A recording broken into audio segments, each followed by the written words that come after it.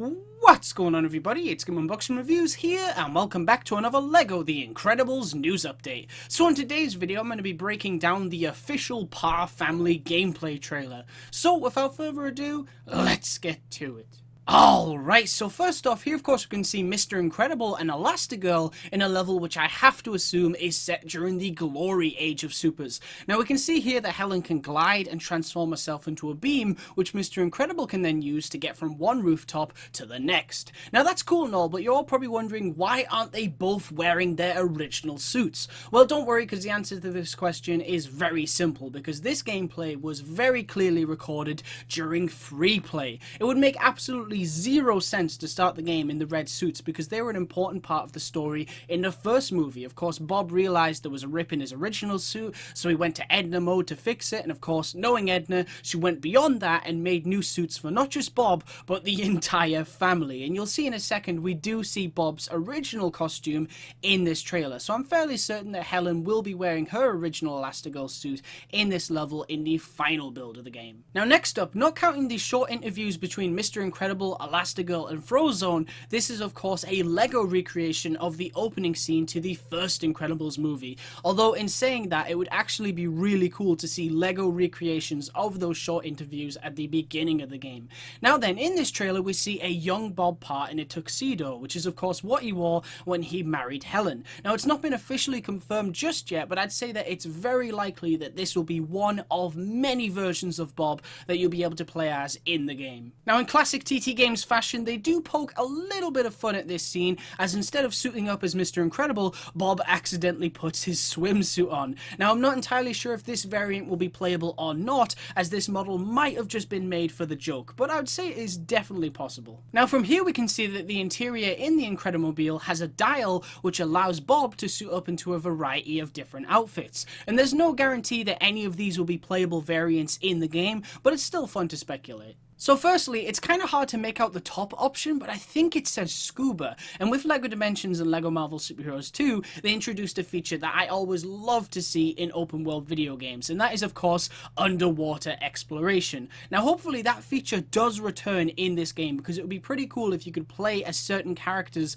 with scuba gear and swim underwater, unless you're playing as Splashdown of course, who can breathe underwater, and that is a character that seriously needs to be playable in this game. Next up, the black tie could just be the tuxedo, but we do also see this shot later in the trailer of Bob asleep on the chair. Now I'm pretty sure that this shot showcases a level in the second movie's campaign, but despite that, Bob is actually wearing the work clothes that he wore when he worked for Gilbert Huff and InsureCare, and it would actually be really cool if the player gets to throw Mr. Huff through the walls like we see in the first movie, but even if that doesn't happen, I'm still fairly certain that this variant of Bob will be playable in the game. Now the next option we can see is the smart casual, and Bob wears a lot of different outfits in his everyday life in the first movie, not even counting the second movie, so it's impossible to say what this will actually look like if it's even in the game. Lastly, we have the super suit, Bob's original Mr. Incredible costume, which he wore during the glory age of supers. Now personally, I absolutely love this suit, maybe even more than his red suit,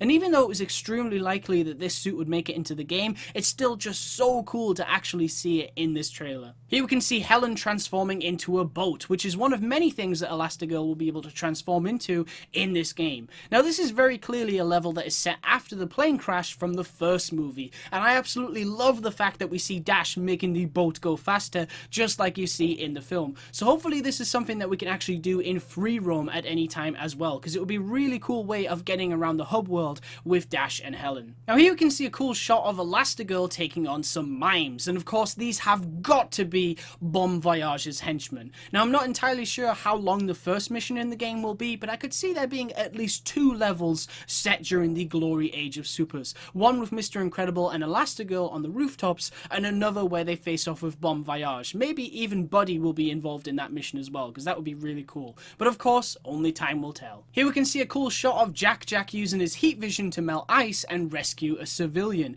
Now usually I'd say that if we see Jack, it's more than likely a level from the second movie, but I don't think we've actually seen any scenes from the film's trailers where it's snowing, so maybe this isn't a level. It would actually be really cool if, as well as the already confirmed day and night cycle, there's also sun, rain and snow weather changes, but that might be a stretch, so we'll have to see. Now this scene I do not recognise, and after looking over it several times, I'm now fairly certain that it's probably the first level in the second movie, where we more than likely have to defeat the Underminer. And there's a lot of cool stuff on show here. We can see Mr. Incredible with Dash and Violet, Frozone making a huge wall of ice in the top right, and on the left we can see silver objects which characters with explosive abilities will probably be able to destroy, someone like Bon Voyage maybe. And we can also see some cool purple builds, which I'd assume Violet has created. Now in this shot we can see a Minikit in the top right, but we can also see the Luxo Ball, aka the Pixar Ball, sitting on the ground. Now as some of you may know, the Luxo Ball is of course something that has popped up in several Pixar films over the years,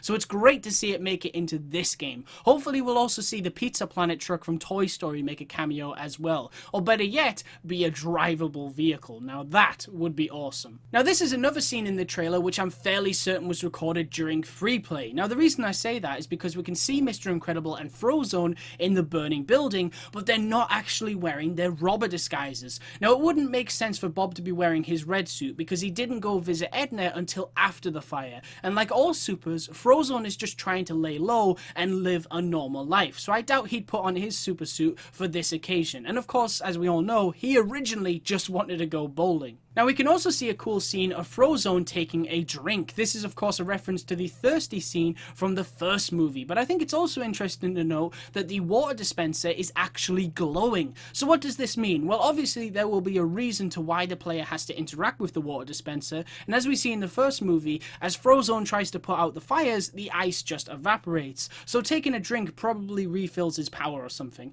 However, I think the water dispenser will only pop up in this level, as that is the only time in the movie that I can recall where Frozone actually had trouble using his powers. Now going back to this shot which we talked about earlier, we see baby Jack looking very happy to be on fire, but if you pause the trailer at the right second, you'll also get a good look at him as a normal baby, not wearing his Incredibles costume. Now above Jack we can also see a golden statue, and I'm probably looking way too much into this, but I kind of like to think of it as a reference to the Incredibles director Brad Bird winning an Oscar for Best Animated Feature back in 2005. But again, you know, the golden statue, it could very well just be for decoration. Now as well as that, we can also see a Minikit, another cameo from the Luxo Ball, pictures of Jack, the Parr family, and even Edna Mode. And we see in the most recent trailer for the sequel of the movie that after the Parr family's first house blew up, Winston Dever gives them a new one after Elastigirl agrees to work with him. Now personally, I always love to see interiors in these kind of games, so hopefully we'll be able to freely explore at least one of the Parr family's houses in this game. Now this is an interesting shot of Violet using a force field to breathe underwater. We can see that this is set after the plane crash from the first movie, and as I said earlier, it would be really cool if we can actually swim underwater in the hub world. And I wouldn't say that this is a confirmation to that being a feature in the game, but it definitely gives me hope. Lastly, we get a really cool LEGO recreation of the now iconic "Where is my super suit" scene from the first movie. And one thing that I noticed after seeing this is that Lucius appears to be wearing his robber disguise, but without a mask. So seeing as how this outfit is actually in the game, I'm fairly certain we'll be playing as Frozone in his robber outfit with the mask in the burning building level in the final build of the game. But of course, we will just have to wait and see. Alright guys, that's pretty much it for this video. Lots of exciting news there. Of course, we got a great look at the gameplay in LEGO The Incredibles, and I've got to say, I think it looks awesome. And of course, with this game releasing in, I think, 2 months from now, we should hopefully see a lot more trailers and screenshots very soon. Personally, I would really like to see a hub world trailer. I think it would be great to showcase the locations in the hub world, what you can do there, the random crimes, the day and night cycle, all that good stuff would be really cool to see in a trailer. But of course, we will just have to wait and see.